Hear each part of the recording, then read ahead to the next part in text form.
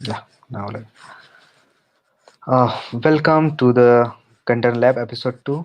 In this episode 2, we are going to learn about how to build a perfect home lab with a Kubernetes cluster distribution called K3s. This is very lightweight and easy to use. So I'm joining with my friend Dell.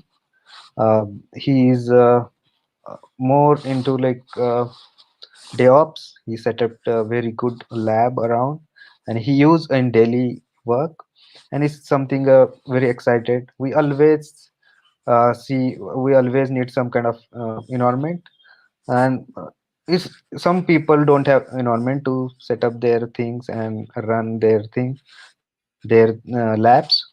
So I think Kubernetes cluster you can create using Raspberry Pi. So welcome Del Kurt to episode 2, and you can introduce yourself. Yeah, thanks for the short, quick intro. Just a little bit more about myself. So I am a DevOps engineer. I actually also am an SRE for a company called Frame.io, and I have my own company called Lunar Ops, where I actually do mentoring for DevOps engineers who are looking to get into the field. My background is coming from more of a system administrator. Going through the ranks of learning Linux, VMs before there were containers, and actually getting into that environment itself with containers and orchestration through Docker and Kubernetes. More recently, or in more recent times, I've actually spent a lot more time in K3s within my own home lab, and actually built that out to pretty much get me a bit more confident in learning and using Kubernetes in itself. So this episode, we're really going to be focused on actually what it takes to build out your own home environment using K3s, which is very lightweight, is well engineered for this kind of environment in itself, for learning and for IoT and edge computing in its grand scope. So we'll move forward, and I'll give you an opportunity to actually ask me some questions, and we'll also give a bit of a demo as well if there time permits, and allow you to pretty much give some feedback and find out a little bit more about this nice and great platform, K3s. So before starting how you can develop or build DevOps home lab, so just I want to give a little bit intro down what is K3s and how it's different from K8s, which is a like original Kubernetes distro, and just like little bit overview and little bit tips those who are new, and possible ways of installing K3s or using K3s on the cluster or anywhere. So let me share my screen, and here we go. So K3s is a lightweight Kubernetes distro for the Kubernetes, and it's certified distro, and it's easy to use and handy. So this is a site you can visit called k3s.io, and you can just copy this particular command as we developer do.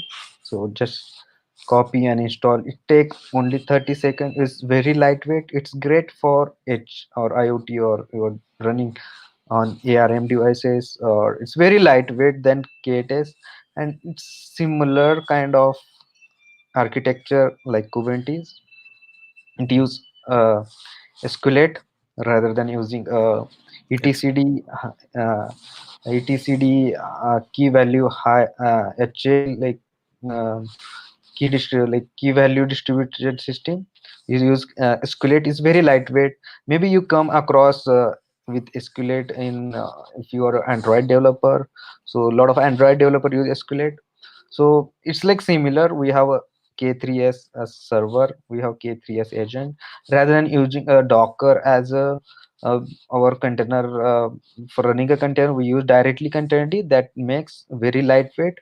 And why it's lightweight? Because it's very lightweight because we removed unwanted stuff from Kubernetes and make a very reliable distro. It's like it's a totally accidental project of Rancher Lab, Mhm. or you can say currently SUS. So how he started a little bit, I want to give a story behind it. So when the Rancher people developing a product called Rio for the platform as a service, so they thought, let's create a distro, perfect distro that can run anywhere. That's where this accidental project come into picture called K3s. And don't ask about name. It's why it's K3s. I will assume they keep name using because it's lightweight. So they removed some of the instead of K8s, they name it as a K3s.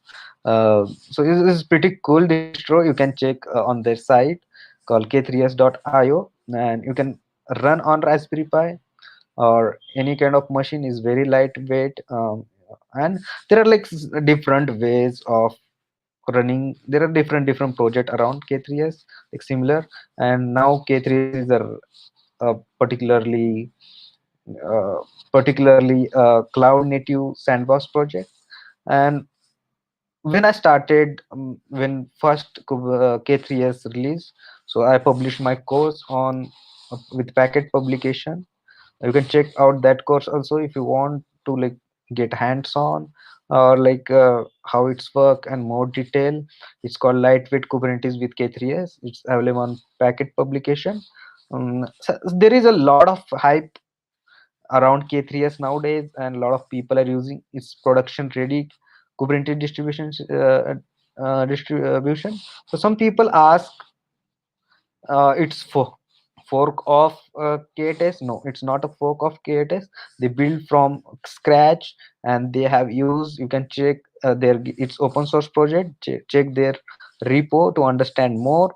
So we have the full component. They use container D and Funnel as CNI, traffic as a ingress controller, and and one more thing is that now let's say you don't know, you want to use this alternative thing, rather escalate. So Rancher has another open source project called Ken. It's run Kubernetes on MySQL, Postgres, Escalate, Decolate, but not a etcd.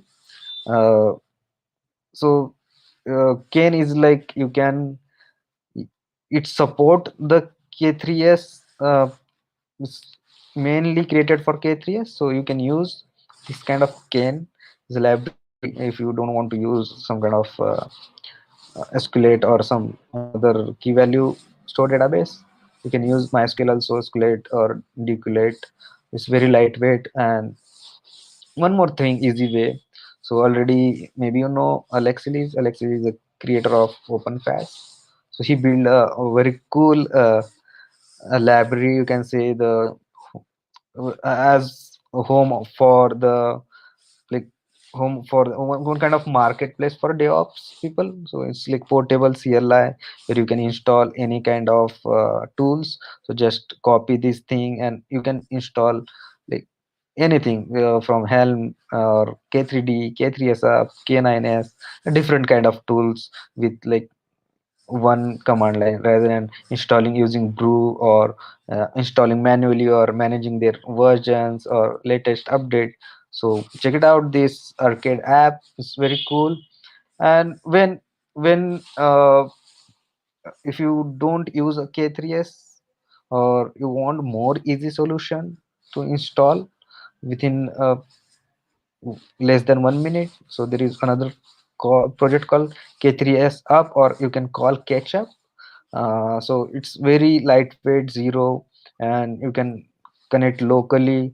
So it's very cool project, similar to, and you can check this repo to understand more about how it's work, and you can connect with EC2 instance and run the server as a server, and use like agent you can install and connect. So it's similar to K3s, but it's give more easy to remote access on SSH, or get into the, like, it's very lightweight also because it's used same K3s, but it's easy to install. And you can use this one. And another we have, if you are a kind of, you need kind of AI, if you are using AI with Kubernetes, there is another repo called K3 AI, which is cool stuff, which give you all the labs kind of environment, kind of sandbox solution for you. So you can use if you are using on IoT devices, and maybe you are using a Raspberry Pi or Jetson Nano, or any kind of, it has a GPU, TPU support, GPU, NVIDIA GPU support, and you can run your Argo CD or CI/CD pipelining or anything kind of project you can run. You can run tensor flows. This is a very cool project. So this is like, just I want to share with people. It's very cool and easy. So this is a K3s lightweight Kubernetes. So let's take a home tour what Dell is created in his home lab. Let me share those videos so people can use. Let me share the video on screen. So Dell is set up the lab, so I'm just showing those lab. We are using same environment for today's whole the demo and all things. So let me share this video on screen. Everybody, so this is my home lab tour. This is currently housed in a Salamander Oslo, I think 245. It's on a rack mount. I went with this setup because I wanted to keep everything pretty much compact and discreet, we're low footprint because this is a New York apartment, not very big. All right, so here we have our Verizon modem with 1 gig service. That actually goes to an Edge Router 4. Right now I do have a site-to-site VPN with my mom's house, so I can actually watch her cable using the HD home run. That works pretty well, using a app called Channels on the Apple TV. From there, we have the Edge Switch 8, which is a power over Ethernet switch. It currently powers the Cloud Key, which is the first generation, as well as the access point located here. Next to that is the Philips Hue hub, which controls all the lights in the apartment, or all the LED lights, which are currently Philips Hue as well. And below is the Intel NUC. This is a Xeon processor with 64 gigs of memory and 1.5 terabytes of M.2 storage. And for some persistent storage, I'm using the QNAP, which is set up with iSCSI and NFS. What you're more familiar with is my Raspberry Pi cluster, which is a 4-node setup with K3s. Currently running a few services that are on ARM, and this is just ready to test around. This was my original setup for a home lab. It worked. But yep, that's it. That's everything. Let me know your thoughts or any comments. All right, thanks. Yeah, that's pretty cool lab there. I'm like interested now. I'm more excited to see different demos on it or your experience. You can share your screen and you can share your experience.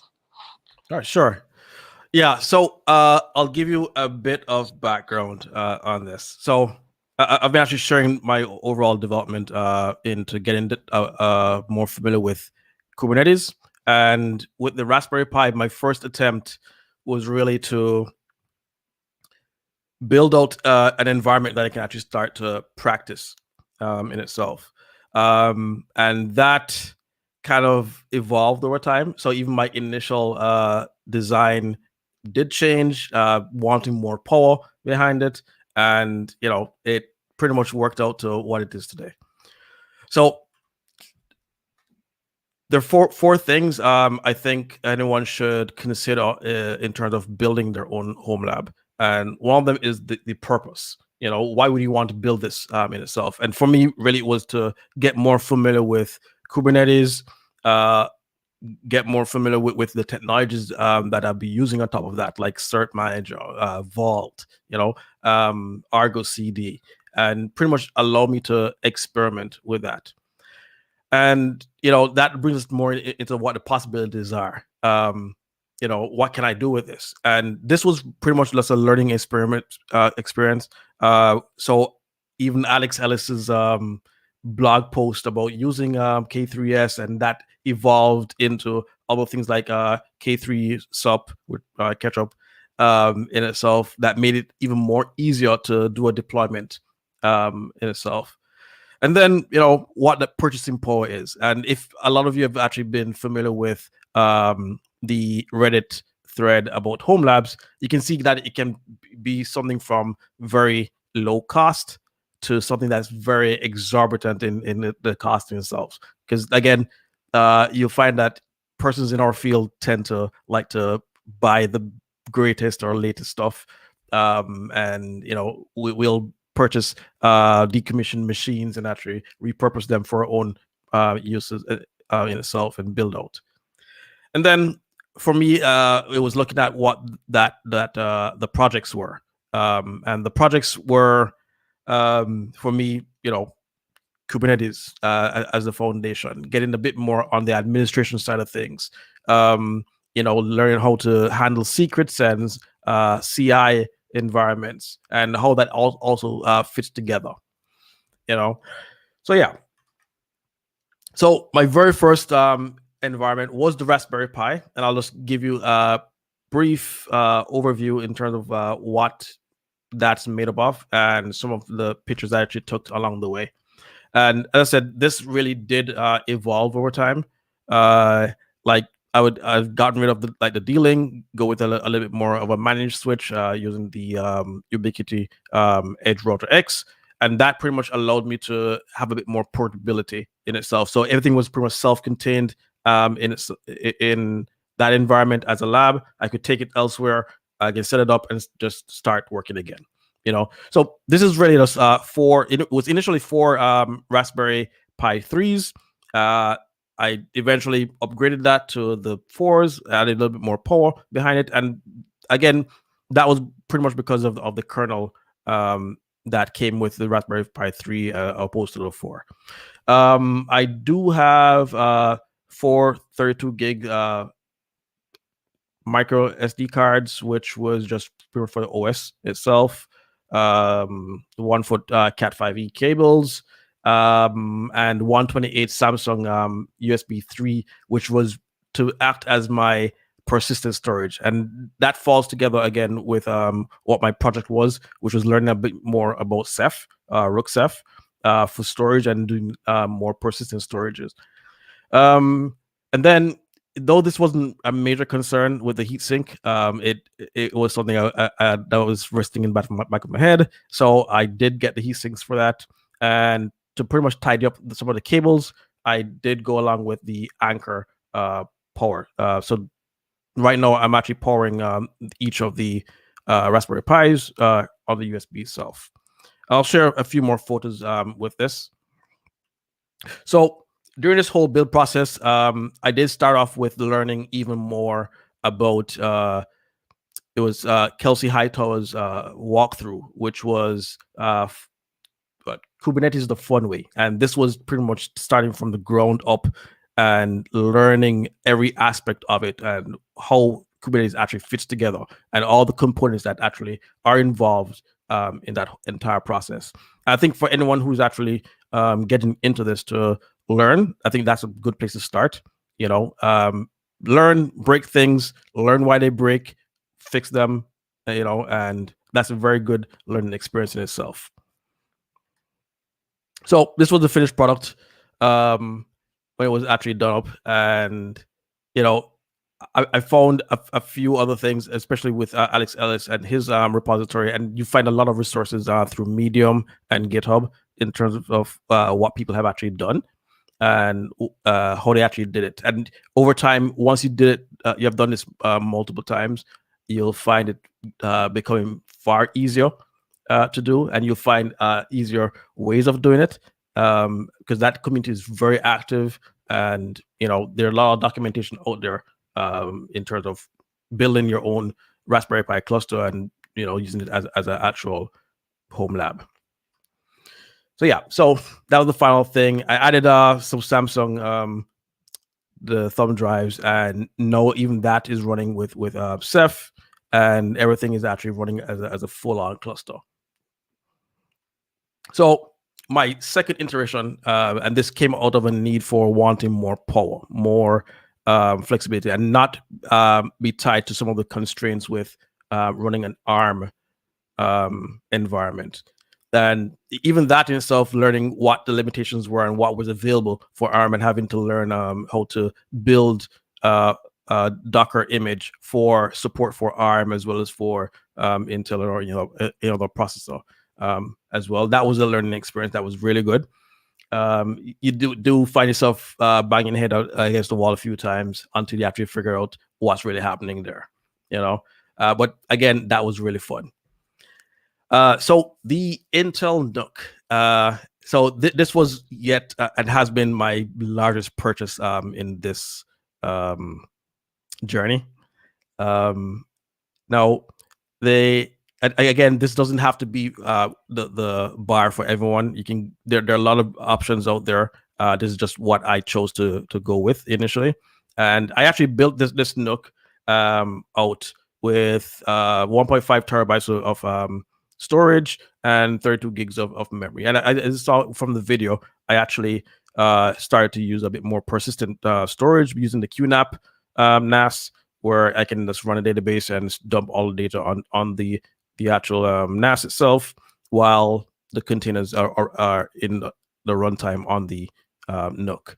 Now, this build, one of the things I definitely learned from the Raspberry Pi was, like, some of the technologies was like Metal LB, where I could actually reserve a block of IP addresses out of my DHCP and allow Metal LB and Nginx, for example, to pull an IP address, and it would be attached to like the load balancer. So it would act as though it were a public IP address, So that pretty much simulated what I would do day in, day out, in terms of like my day-to-day activities, interacting with Kubernetes. So it wasn't a far cry from it, and that worked perfectly. So you're looking at a bare metal that looks just like the cloud. And one of the OS that I actually used for this was Proxmox, and that was superb. Easy to set up. Again, all learning experience, but the curve for that was pretty minimal. And now I do have 3 VMs that's running as a cluster, 1 master and 2 nodes. And again, Metal LB. Right now, I'm actually transitioning between Nginx to Traffic. That allows me to also build out other things. I even have what is called a certificate authority, and that's running with Vault, HashiCorp Vault. So I can now issue certificates on my local network to applications that require it. And that came into play when I started to build out, like, I had a GitHub deployment that required a certificate, or else Atlantis, which actually does automate the deployment for Terraform, would not connect to it. And that was actually coming down to a library that Atlantis was actually built on in Go, that required that the certificate would have to be there and not be a self-signed certificate. So that took me through an entirely different journey again. And that in itself was eventful and rewarding, and I would not have the level of confidence doing this in a production environment, much less even a development environment, because then you'd have to sit under the microscope pretty much, trying to fix something you broke, and this is what one of the benefits, again, that home environment will allow you to do, is break things and fix, and you can do it at your own time and learn from that. So that was just a very good thing to have an experience in itself. So I even learned a little bit more, not just about any just one particular technology, but all the technologies that are connected to making that solution itself and being able to troubleshoot it. So that built my experience with it. So again, this is 3 VMs all running K3s. I'd love to have actually done with Alex Ellis's catch up, but I think because I wanted to learn and have a little bit more control over the deployment itself, I stayed away from just doing that and just use the K3s deployment. Pass a few parameter flags within it to say not deploy traffic version 1, and actually start to do traffic version 2 with Helm chart. You know, I'd like to bring this to the point where I can actually do a deployment of or deployment to the cluster just by doing a pull request to a repository and have that automated and deployed to the environment. So I'm working towards that. I'll tell you when it actually does work out the way I plan. But the journey so far, loving it. So as I mentioned, some of the resources that I've actually used, in addition to like Kelsey Hightower's actual Git repository and actually building up a cluster. Again, that was very useful for preparing for the Kubernetes certification. I think anyone who's actually looking to do that, definitely take a look at that repository as well. The documentation itself for Kubernetes is very good. The from the CLI with kubectl, that help command, perfect. So there's Alex Ellis, there's Casper Nielsen. I did get that cool looking stack, which was 3D print. Well, it was laser cut by a company here in New York, but the template actually was designed by Casper Nielsen. So I got it from him and actually built my own version of it. And there's some good spots on Reddit for getting some inspiration around it, which is the Homelab. Again, you don't need to spend a lot of money just to get something up. You can get something cheaply done with Raspberry Pis. Start there and, follow the journey. If it is that you do want to build out something more than just that, based on your own requirements, whether it is more processing power, more memory, whatever it may be, then sure, take that journey.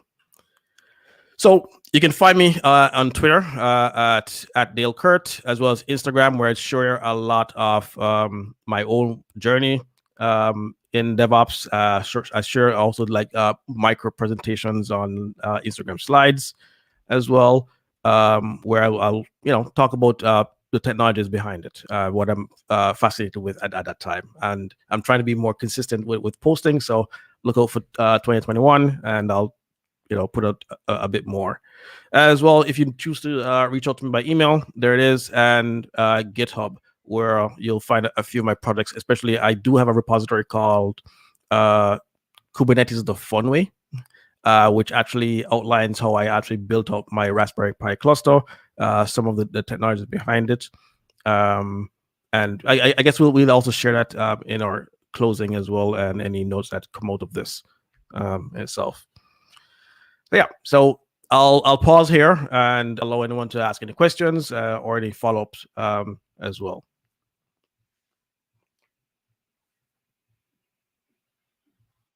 Currently, we don't have any questions, but feel free to drop. We'll take questions in end of the stream or ending.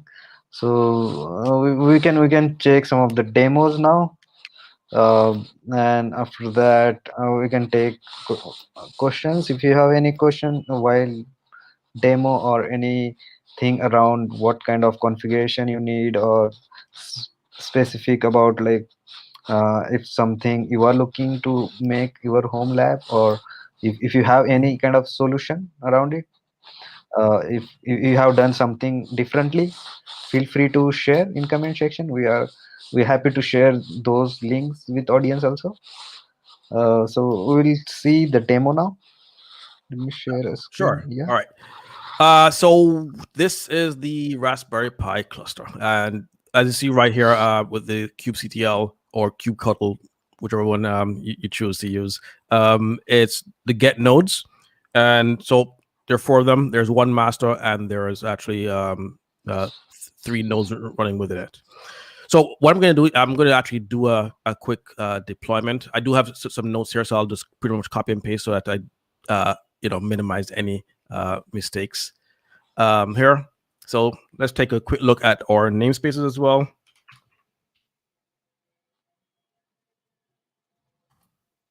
Cool. So we're going to actually create a new namespace called Cube Daily Demo. So I'm going to actually do and generate the files. So right here, I do have some files that were generated initially. Let me just go ahead and move those over. I'll create a backup directory. And cool. All right. So start fresh. So we're going to actually create a namespace. And let me do this first before I dump to a file. So the kubectl create namespace cube daily demo, and this is a dry run equal client, and the output is going to be a YAML file. So this is pretty much what it will be. So we're going to actually dump that into a file called namespace YAML, and let's actually apply that. So there are a number of commands you can actually use. Create is one, and as well as apply. With apply, you could actually make changes to it. There's a slight difference, and don't feel too badly if you don't know everything about Kubernetes and the commands behind it. You pretty much will learn a lot while you go along, and not everything will stick because it's a ton to learn. All right, so namespace.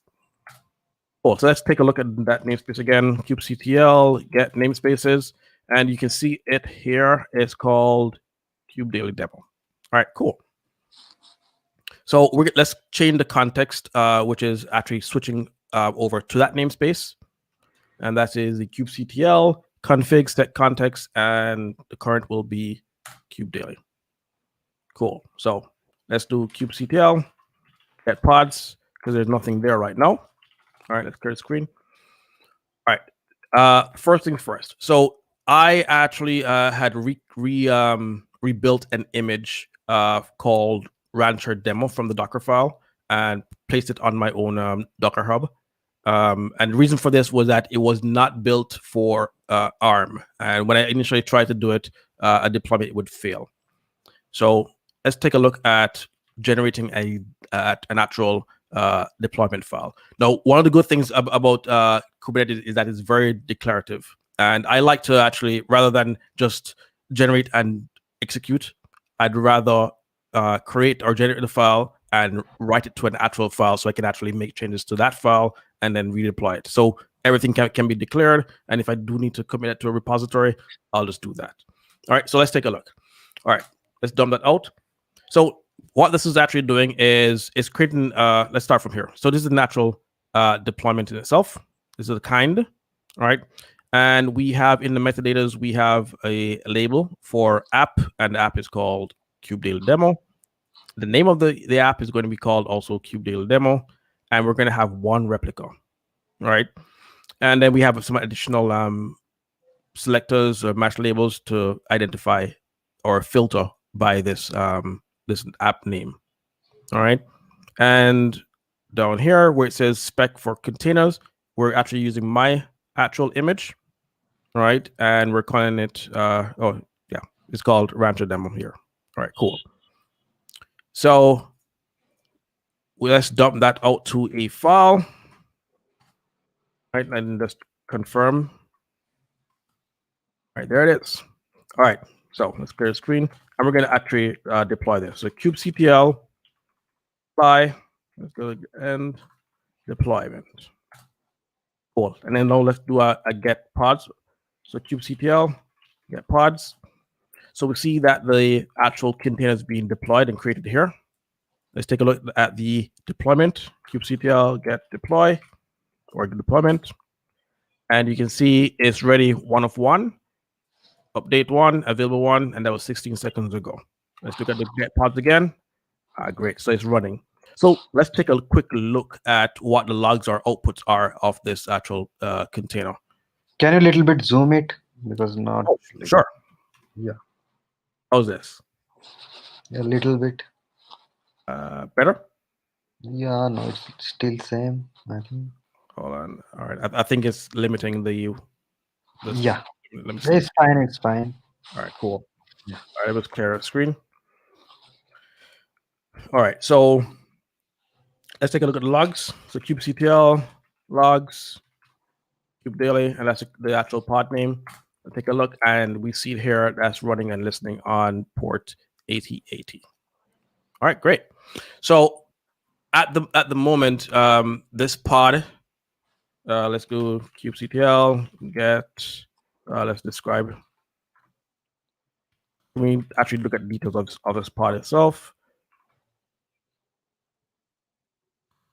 Cube. All right, cool. So the details of this here look good. So we saw that it actually successfully assigned it to the node 2 in my Raspberry Pi cluster. It pulled the image, it successfully pulled it, created it, and started it. Everything went through quite well. All right, let's do a clear screen here. So even if I do kubectl get pods, let's do this output wide.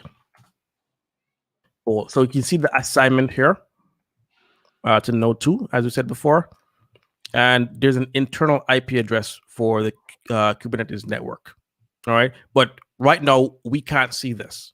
We can't get to it unless we do like a kube proxy, which we don't want to do. We want to actually do an exposure to it. And how we're going to do that is we're going to use service.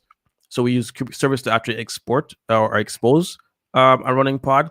And what it will allow us to do based on what my configuration is it will actually take an IP address, right, from the DHCP that's running within the Raspberry Pi stack, and it will assign it to the load balancer.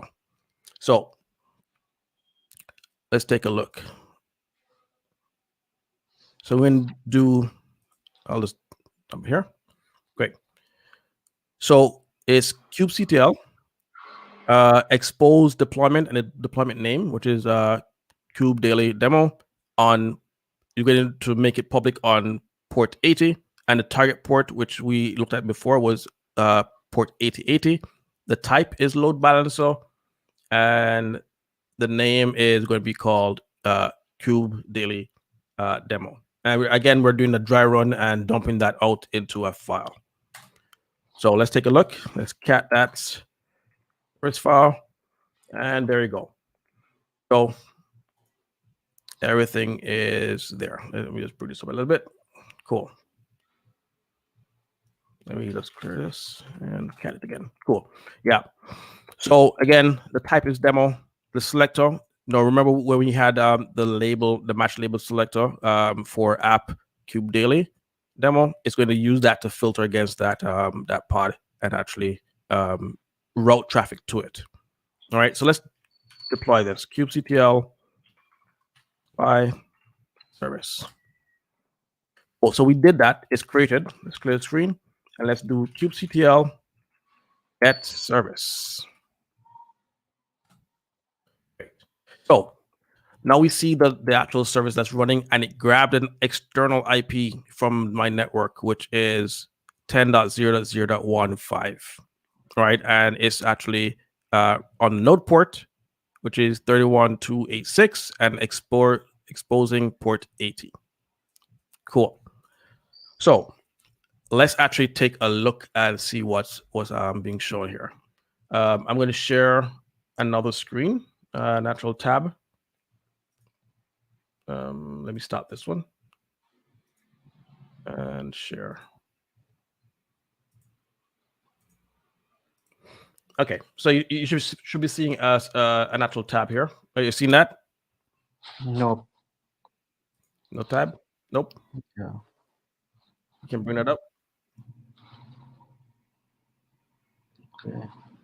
Tell me when. All right, great. All right, so remember the IP address. It was 10.0.0.105. So let's take a look at that. There you go. So, as I said before, we had one replica running, right? And it's also sending and receiving these many requests. And this was the ending name of the actual container or pod that's running. So let's also now see the power of Kubernetes and what it can actually do by actually scaling this pod to, let's say, 6. All right. So we're going to do, and we can watch this live. So we can see that replica number move from 1 to 6. All right. So kubectl scale deployment. And it's cube daily.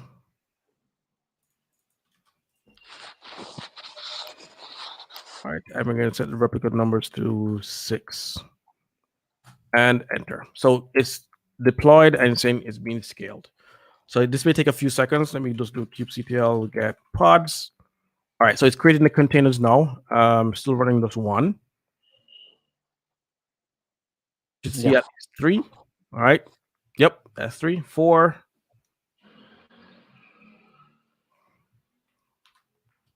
2 more. So as the containers actually come up, they get registered with the service or load balancer, and no traffic is being routed to it. Right. So why is this useful?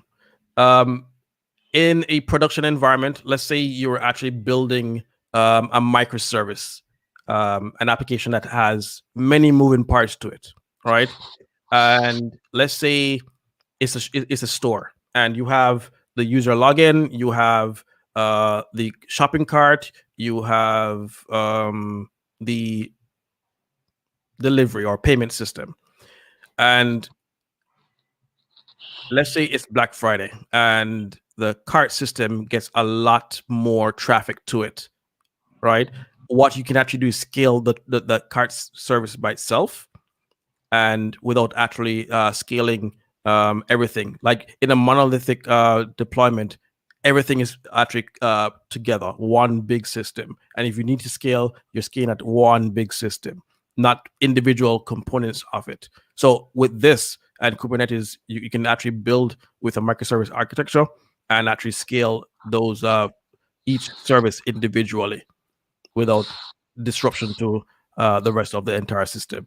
As well, it also allows you to have a better graceful failure where not the entire system does not have to go down. It can be more of a degraded state as a result of it. So there are a lot of things that can happen. You can actually roll out a new version of the cart system.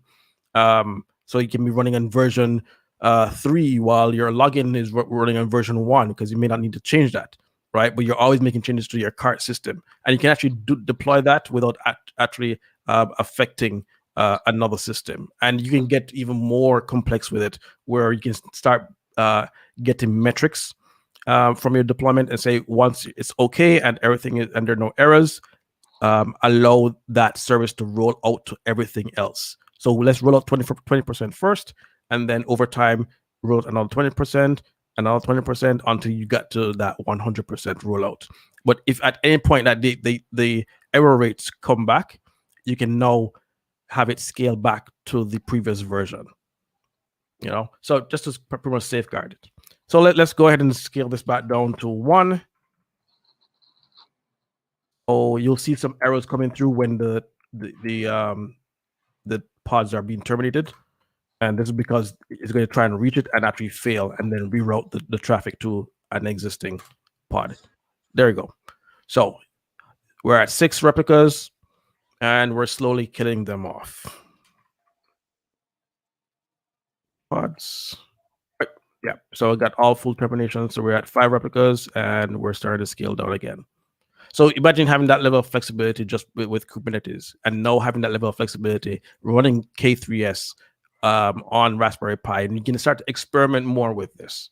You know, so coming back to the motivation behind this, you can do a whole lot of things. You can actually, just learn and experiment with your release strategies and how things are being deployed. You can actually, as a developer, you can actually run this environment even on Docker for desktop, where it does have a Kubernetes deployment. You can start using things like Kind or K3, K3D, right? Yeah. From Like, Rancho as well. So you can actually play around with an actual Kubernetes environment on your local machine.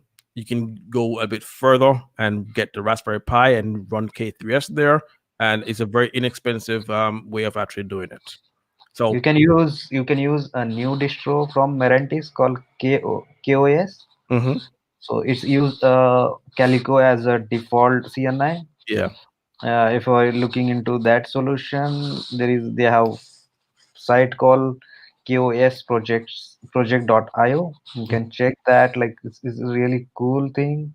Like I will show on screen around like link so people can check it out. So this is from Marantis. It's similar to this is a project, so you can check. KOS project is similar to K3s, but they have customized little bit like CNI. You can check their site. It's very exciting thing to run on for edge computing devices such as Raspberry Pi, Jetson Nanos, or mhm, any IoT devices. And it's very cool to use it. And maybe you can use this K3s using a single like server. mhm, If you don't have a cluster, you can still use it. There are different ways to run it. And I think this is just starting off like edge computing with DevOps or IoT with DevOps.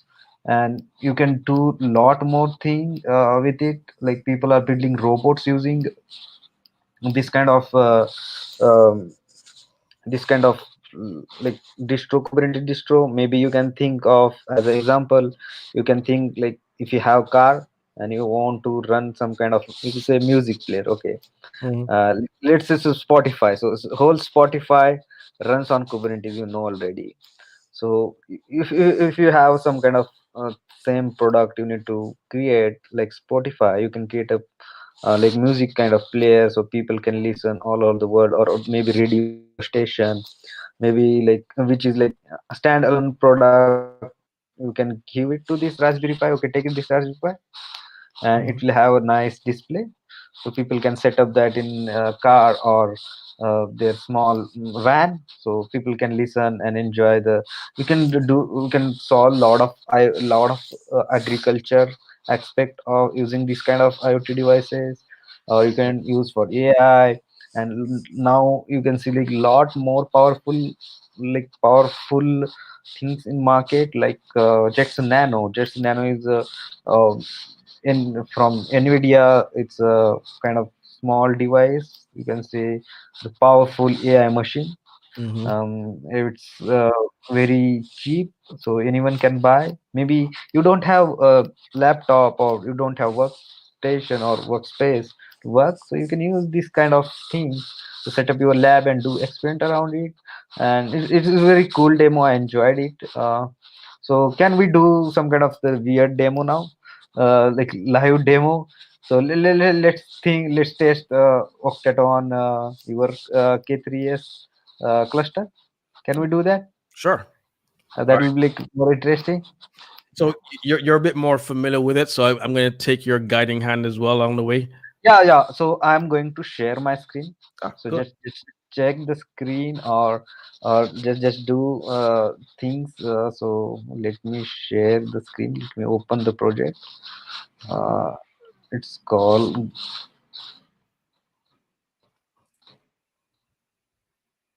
Yeah. So you introduced this to me today, and Yeah, I remember wanting to find a solution that would allow like engineers to have preview environments, which is what actually drew me to it before.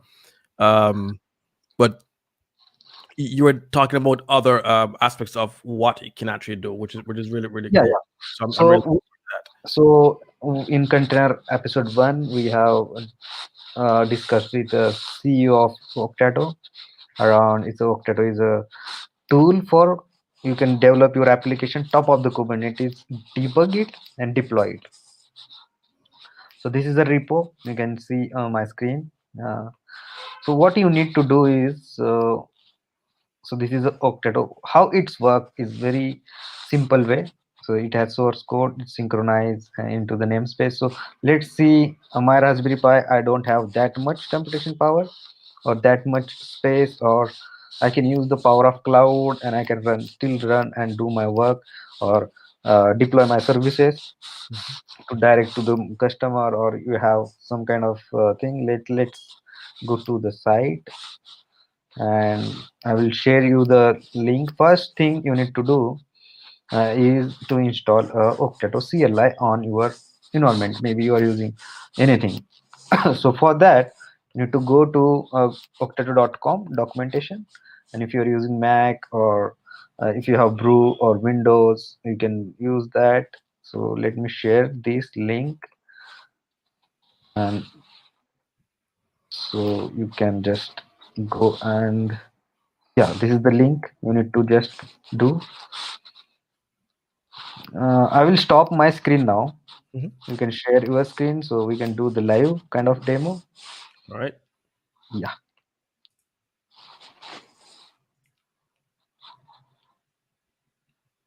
yeah, here we go. We have installed Octato on your our screen. So you can see on screen it has a different flags: build, execute. So just do one thing. Type. It took a GitHub credential for you to create a connect to Octato Cloud. So you need to type Octato login. Okay. Yeah, enter. It will generate a link and it will open up a tab. So you can copy this link into browser also and try to uh, log in it from your account. It take a GitHub credential. All right. Yep. I got Yeah, that. it will. All right. So I'm now logged in. Yeah, so you can check your namespace. So it's give a default namespace to you. Like you can do a Octato namespace. So it will show you Octato namespace. Okay, so now what this command will do, it automatically config the kubectl file Mhm. from the Octato, and it will connect. Let's test out some kind of deployment. You can deploy any kind of application, maybe Nginx or anything you want to try. All right. Sure. So let's do a cube deployment for this. Share this bit Yeah, and that Nginx.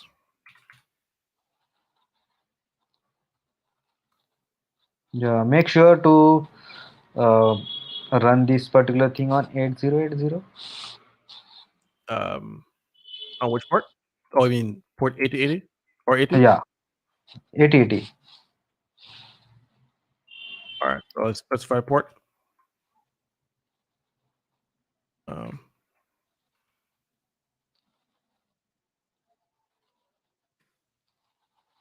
we're good. Yeah, All right. So let me just run the screen and then I'll just do a run now.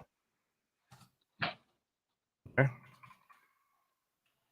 okay. Let's get a pod. Yeah, now it's creating Octato demo, and you can check their dashboard. They have dashboard. So if you are in your dashboard, you can check the it will use Octato namespace. All right. Let me. Oh yeah. Yeah, you can go to dashboard in your namespace. There will be like it will show one dashboard to. You can share a screen also. Sure. Let me share the entire screen. Yeah, Um, how's this? yeah, a little bit like only one screen you can share. Like you can. Let me share. Yeah, only. I mean, only the Octato screen that dashboard. Share this one. Okay. We share that. There you go. Yeah, looks perfect. So let me. Yeah. So now you can see here your services is deployed here, you can see, and you can also see your YML file here, Mm-hmm. and logs what happening currently, and it will give you a service is running. It will give you one endpoint, and Okay. you click there, so you will get an endpoint. So you can deploy this kind of stuff also. So this is if you have want to extend your environment, your cluster. Mm-hmm. You want to, let's say your Raspberry Pi cluster is a development environment and this is a production environment. Test there and deploy here. It support K3s and bunch of other distros. Mm-hmm. And it's pretty cool. You can check this now. Maybe I think this demo is deployed. Okay. So how do I expose it from this? So you need to give actually do. Let's do one thing. Let's take one example. Okay, from doc. Uh, from doc, we will take one uh, Go example, like Go application. Okay. So you can I will share you link. Maybe you can go to github.com/octato.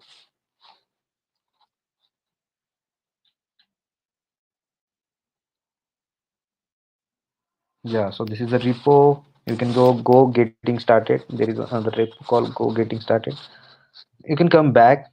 Mm, No, not here. Or you will get links downside also there. But there Okay. is a separate repo called Go Getting. So example, there is one Okay. Go example. Let's take a look. Yeah, this third one. Let's No, go. this Go. side. Pinned. Yeah, yeah. First one. Yeah. So you can take that application, or you can take, yeah. And one more cool thing here. Now my application is here, so you can open, like I have K8s YML file. This is like Kubernetes YML file, simple YML file. I Mm-hmm. have main.go, my particular thing. So now let's say this is a my GitHub repo. I need to deploy this thing. Mm-hmm. So Octato give Octato button also. You can add that button. If you click that button, Right. it gonna get this whole thing to your Kubernetes. What it will run into your namespace directly. Okay. Any repo, okay. So it will deploy directly. It's kind of when you do a CI/CD kind of pipeline. Mm-hmm. So Let's say you want to connect. So if you change there, you can deploy using Octato pipeline. Also, you can take a Docker Compose file and deploy it. They have Octato stack. It's like pretty good. I think you will get an endpoint there. You Mhm. can check endpoint. Okay. Yeah, this link is there endpoint, so you From a, can click that uh, endpoint. Yeah. okay. So like this, you will get endpoint where you will get hello world. This is Nice. like simple main.go file. It's just run a server on 880 port and it's just print hello world. Mm-hmm. That's it. That's the application. So you can check logs here, and you can debug into that. When you do here, here is a button redeploy, or you can click here development mode button, develop here Mm-hmm. next. So now let's say I have deployed or I have something. I go to that namespace, I make changes, and I will say Octato up. Octato up will do whatever synchronize again, and whatever changes made, it will redeploy this thing. Just synchronize file. It will not redeploy all thing. It will just redeploy the binary. Right. Okay. Yeah. So this is a cool demo using your cluster, and you can use the power of cloud. Yeah. And this is always cool to extend your development environment. So this is one of a tool I'm using from long time now.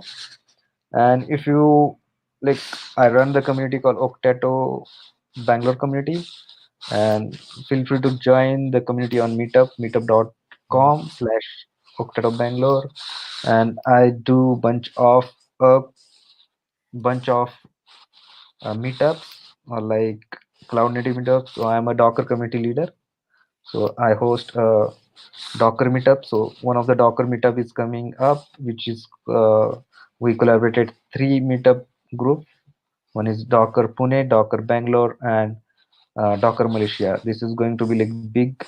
Uh, uh, So let me share the link if you want to attend this kind of new event. So you go to event page of Docker.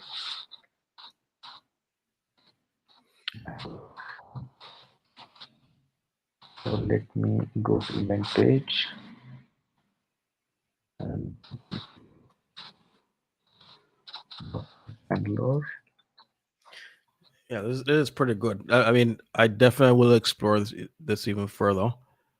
Uh, Yeah, this is like cool one where you can just go and just set up kind of lab using, and when you need more namespace or you want to expose to internet mhm. whole time, they will give a free environment for uh, in 24 hours.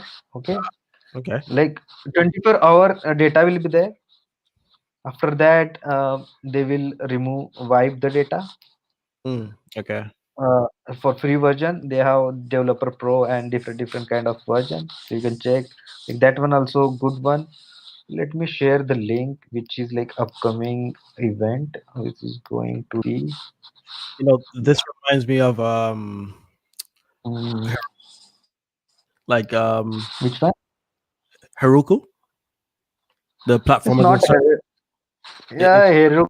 You can say Heroku, but it's work differently. It give mm, more capability for Kubernetes developer. And you can go to the setting here, setting.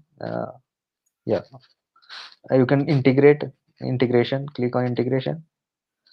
You can integrate your Helm chart directly. So you can just add a Helm chart link.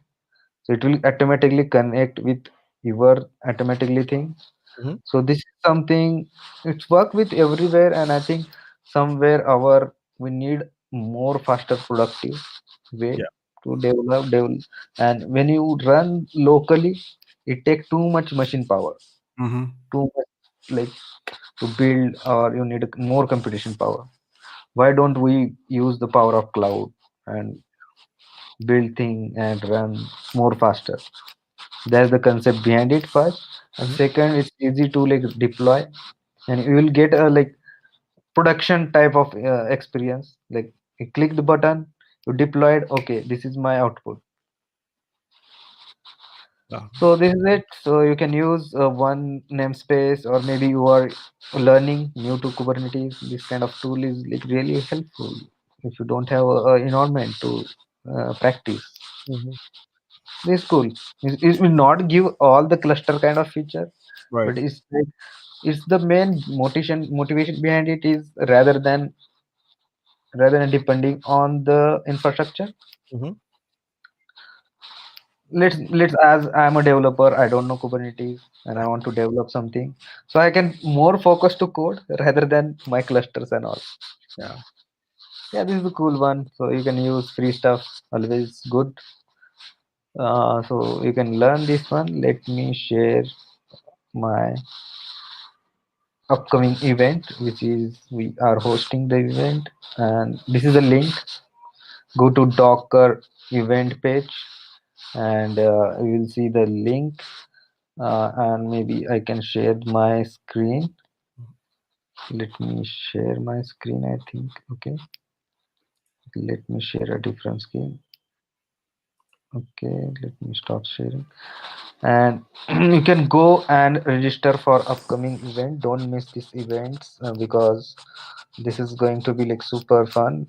This is an event called Meetup 51st Meetup collaboration with Docker Malaysia, Docker Pune. This is going to more into Docker, DevOps, and IoT. And CFP is open now. You can drop me like message on anywhere, LinkedIn, Instagram, anywhere. So anyone want to speak at this kind of meetup event, this is going to be virtual event, so don't miss this event. Mm. And that's it. Thank you for joining episode 2. Episode 2 is interesting, more into like uh, IoT and day of stuff.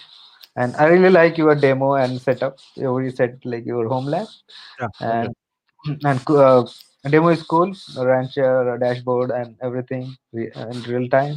I really enjoy, and looking forward to meet again on next episode or somewhere. Uh, And thank you for giving your time for the community and sharing the knowledge. We have a little bit about container labs. We have a pretty much lot of tutorials around Octato or Kubernetes, K3s, any kind of stuff which deal with containers. So it's not only like Docker specific or Kubernetes specific. We have right tutorial from LXC, starting of containerization to the container D. So you can learn more. You can start your container journey with Container Labs, and you can visit this containerlabs.kubedeli.com. It's free, and join the community on the Discord. Description link in description of this video. And if you want these slides of Lunar Ops, daily is presently created wonderful sites.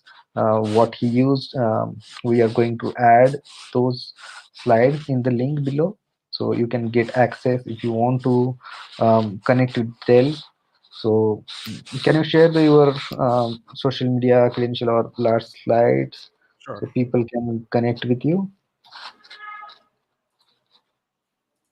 Right. There you go. Yeah, you can connect with Dell. He's brilliant. I don't create a brilliant Instagram post, so you can get updates around DevOps. And I am following Dell from for past, I think, 1 to 2 years. I don't know, but we are connected from long time. You can follow Instagram or email if you want any. If you are setting home lab, that's it from my side, and you can follow me. My name is Sangam Biradar. You can follow me on Twitter, or you can follow Coop Daily on Twitter, Instagram, link in downside. So you can give a star to the container lab. It's available. It's all open source. You can contribute, try to solve errors, and learn by contributing. Thank you for joining this episode, and thank you for giving your time. And we'll see more exciting episodes around containers, Go, and cloud native, Rust, and different kind of area of computer science. And thank you. And I will end this stream now.